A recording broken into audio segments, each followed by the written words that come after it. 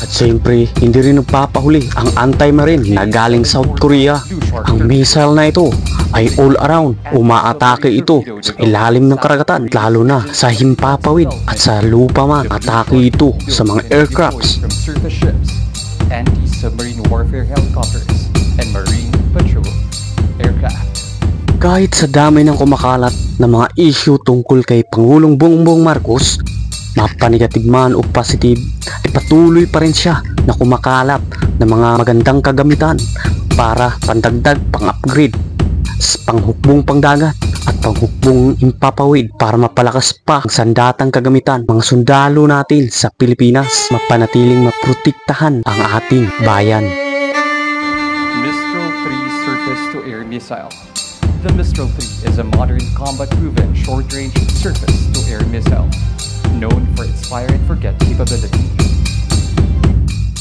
Ang pag-upgrade at paghahanda nito ay hindi nangangahulugang sasabak na sa giyera ang Pilipinas, kundi naghahanda lamang ito kung sakaling may maglakas loob na umatake sa ating bayan. Used as a mothership to relay signals to smaller USVs and as a weapon platform. Together with the Mantis D-12, it's 3.6 meter long and can support payloads of up to 64 kilograms. Missions listed also include surveillance, swarming operations, and electronic warfare.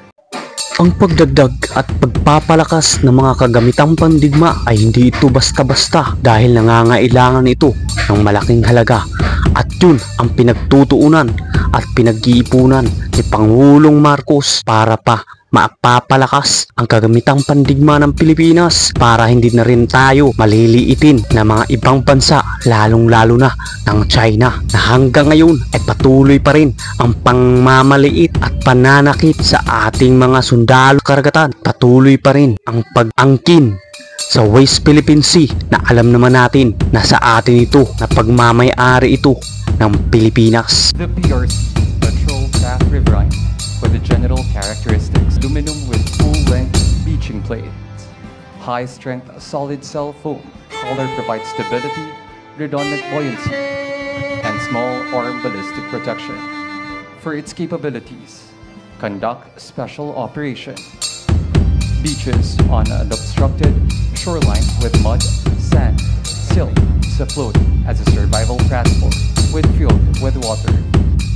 Alam nating lahat na tambak ngayon at baon ngayon ang Pilipinas sa utang sa iba't ibang bansa, at kung ito lang din naman ang dahilan kung bakit nagkaroon tayo ng malaking utang sa ibang bansa, ay okay